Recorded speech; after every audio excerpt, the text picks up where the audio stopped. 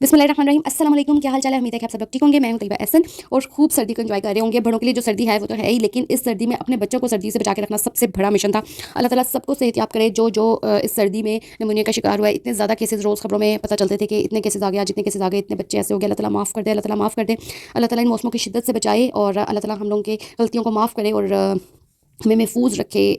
और हम जो लोग बीमार हैं, जो लोग इस सर्दी का शिकार है, अल्लाह ताला उनको सेहत और तंदुरुस्ती अता फरमाए। और इस सर्दी में सबसे सेफेस्ट प्लेस मैं आपको बताऊँ किचन था, कि किचन में जाके कुकिंग करो, गरम गरम और मज़े मज़े के खाने खाओ और ना इंजॉय करो और सर्दी से बच के रहो। ठीक है, रात को मैंने बनाई थी चिकन कढ़ाई थोड़ी सी और साथ मैंने बोनलेस चिकन पड़ा हुआ था, उसके राइस बना लिया था। एक दिन सुबह हम लोगों ने उठ के जाना था शादी पे जाना था आउट ऑफ स्टेशन, तो फिर हम लोगों ने ज़रा जल्दी उठ के जाना था। और आउट ऑफ स्टेशन जाना हो तो रास्ते में रुक के मैं ढाबे से खाना ना खाऊँ, ऐसा कैसे हो सकता है। वहाँ से हम लोगों ने दिए नान पकौड़े और साथ ली चाय, ढाबे की चाय, उफ़, और खूब इंजॉय किया हम लोगों ने। फिर वहाँ से शादी से वापसी पे, दोपहर की शादी थी, हम लोग जल्दी वापस आ गए। मेरे 4-5 बजे बाहर से वहाँ से वापस आ गए थे।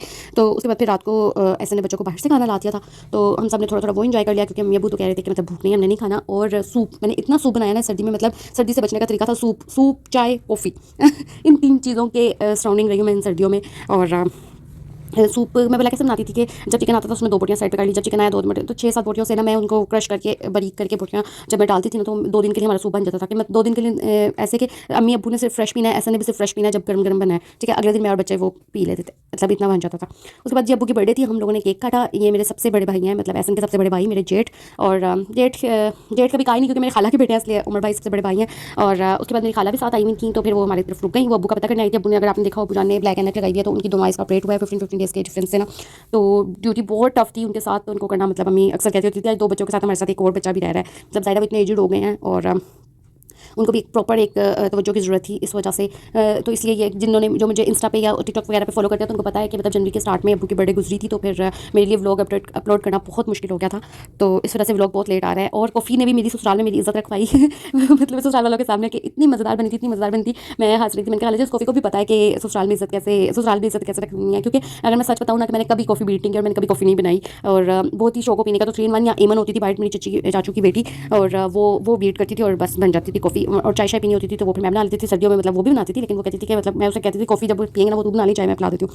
अगले दिन दोबारा लोग लगाते हैं अपने साथों को मक्खन, लेके मैंने लगाया देसी घी, और देसी घी के पराठे खिलाए, इतने मज़े के आलू वाले पराठे, मूलियों वाले पराठे और मूंगी की दाल बनी हुई थी, वो दाल वाले पराठे, 3 किस्म के पराठे बनाए और बहुत ही मज़े के पराठे बने थे। अच्छा, आप मुझे बताएं आपके दिन का आगाज़ कैसे होता है? मेरा दिन का आगाज़ पहले कैसे होता है, मैं बेड से उठती हूँ, किचन में जाती हूँ, किचन में जाके सॉस पैन उठा के उसमें पानी और दूध डाल के चाय के लिए रखना होता है, बस ये दिन की शुरुआत होती है। उसके बाद वो देगचा चाय का चढ़ा के ना मैं जहाँ मर्जी जाती हूँ, मैं जाके मुआज़ का पैम्पर चेंज करने वाला होता है, क्योंकि वो रात का चेंज हुआ होता है, उसका सबसे पहला काम ये होता है, अदरवाइज़ फिर बहुत बड़ा खिलाड़ा बढ़ जाता है तो बस फिर इस तरह का दिन वहाँ से दिन शुरू होता है। फिर उनसे नाश्ते का पूछो, मुँह हाथ धो, फ्रेश हो एक बाद में, लेकिन सबसे पहले चाय पर चढ़ जाए तो समझो आधी चाय पी जाती है। उसके बाद फिर खाला ने बताया कि दोनों बाजियाँ आ रही हैं, दोनों बाजियों का मतलब मेरी दोनों नंदे आ रही हैं। तो फिर मैंने, मेरी अलमारी में जितनी किस्म के पास्ता पड़े हुए थे वो मैंने निकाले और बनाए। और बहुत मज़े का चीज़ी पास्ता बनाया था मैंने, चीज़ के साथ और क्रीम के साथ। और अच्छा यार, इन 2 चीज़ों में मुझे लगता है मेरा ना हाथ अब सेट हो गया हुआ है, पास्ता पे और बिरयानी पे। कि मतलब जो मेरे सराउंडिंग में लोग हैं जिनको पता है ये चीज़ अच्छी बनाती हूँ या मेरी ये स्पेशलिटी है, वो तो चलो वो तो कहती हैं, लेकिन जो फर्स्ट टाइम भी खाता है ना, वो भी कहता है कि आपने कैसे बनाया, और ये कैसे बनाया is the most difficult question in my life, कि मुझे खुद नहीं पता होता मैंने कैसे बनाया। मेरी चीज़ जो है ना, वो पता नहीं कैसे बन जाती है, अल्लाह ताला की मदद के बाद, मतलब पता नहीं कैसे बन जाती है। बस मुझे जो समझ आता है वो मैं डाल रही होती हूँ, मतलब प्रॉपर एक रेसिपी मैं नहीं बता सकती यार कि ये ऐसे बनाया, मुझे रेसिपी बताना बहुत मुश्किल लगता है। उस टाइम मैं जो डाल रही हूँ मुझे याद है, तो मैं कहती हूँ यार ये डाल दिया।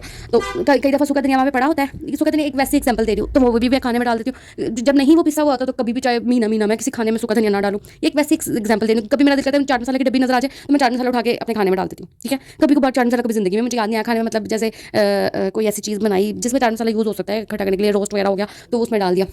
ऐसा ने ना अपने ड्राइवर से बोली मंगवाई थी, वो पी रहे थे, फुल गाँव वाली टच दे रहे थे ना, क्योंकि हमने कोयले रख के अपने आप को फुल गाँव वाली टच दी हुई अपने घर में। तो वह हम ऐसा, मैंने कहा बारबेक्यू करना स्टार्ट करते थे, बस यही कमी रह गई हमारे घर में, क्योंकि इतनी सर्दी लग रही थी। और बिजली के हीटर ने तो तौबा करवा दी थी। एक तो बिजली का हीटर कमरा सिर्फ बंद रखो तो गर्म करता है, उसके बाद खोल दो तो वो वैसे का वैसे ही हो जाता है, वो गैस वाले हीटर वाली बात ही नहीं होती है, ठीक है। और ये जो पीछे अपना नादरा वाला वो देखा है ना, तो वो जो नादरा में एक जलालत उठा के आए थे, आपने मेरे पिछले व्लॉग में देखा होगा, उस पर फल, जलालत का फल मिलने का टाइम आ गया था कि हमें बच्चों के बर्थ सर्टिफिकेट्स मिल गए थे। अल्हम्दुलिल्लाह अगले दिन जब खाला चली गई थी, फिर अगले दिन जाकर हम लोग उनसे सर्टिफिकेट्स पकड़ के ले आए थे।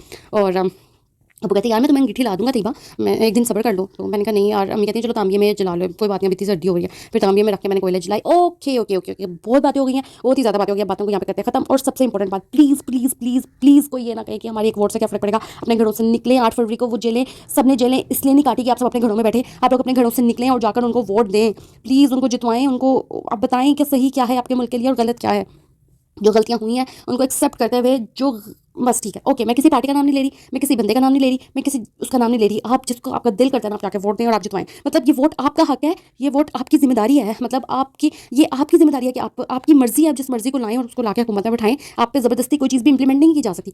आप ये नहीं कह सकते कि मैंने क्यों जाके वोट देना। आपने वोट देना है अपने हक के लिए, अपने बच्चों के लिए, अपने मुल्क के लिए, अपने बेहतर मुस्तकबिल के लिए आपने निकलना है। और घर से जाकर मैं अपने इन 2 बच्चों के लिए 8 फरवरी को वोट दूंगी, जाके वोट दूंगी। मैं किसको दूंगी, कौन मुझे बेहतर लगता है, कौन मुझे बेहतर नहीं लगता, लेकिन अब सब समझदार हैं। अब सोशल मीडिया का दौर है, अब सब बहुत ही ज़्यादा समझदार हैं। एक्स्ट्रा ऑर्डिनरी समझदारी अब सब में आ गई हुई है, सब में इतना शऊर है कि आप अपना सही और गलत पहचान सकते हैं। ठीक है, तो प्लीज़ अपने घरों से निकलें और जाके वोट दें। प्लीज़ ये मत कहें जिसको मर्जी दें, जिसको मर्जी। मैं किसी एक पार्टी का नाम नहीं ले रही, आप इस तरह तो इस तरह से मैं किसी पार्टी का नाम नहीं ले रही, मैं किसी को आपको नहीं कह रही कि आपने इसको जो फोर्स नहीं करी कि आपने इसको जाके वोट देना है। आप जिसको मर्जी जाकर वोट दें, आपका जो दिल करता है। मियाँ जिसको मर्जी जाके दे, बीवी जिसको मर्जी दे, बेटी जिसको मर्जी दे, बेटा जिसको मर्जी दे। अब आप किसी को फोर्स नहीं कर सकते हो यार। इसको अब आप ये जमहूरियत, यही तो जमहूरियत की खूबसूरती है कि आप किसी को फोर्स नहीं कर सकते हो। ठीक है, फिर रात को मैंने बच्चों को नहलाया धुलाया और ये आपको रात को आपको करेंगे भी। अल्लाह हाफिज़। व्लॉग को यहीं पे करते हैं ख़त्म और प्लीज़ वोट ज़रूर दीजिएगा। अपना ख्याल रखिएगा। नए व्लॉग में मुलाकात होगी। अल्लाह हाफिज़।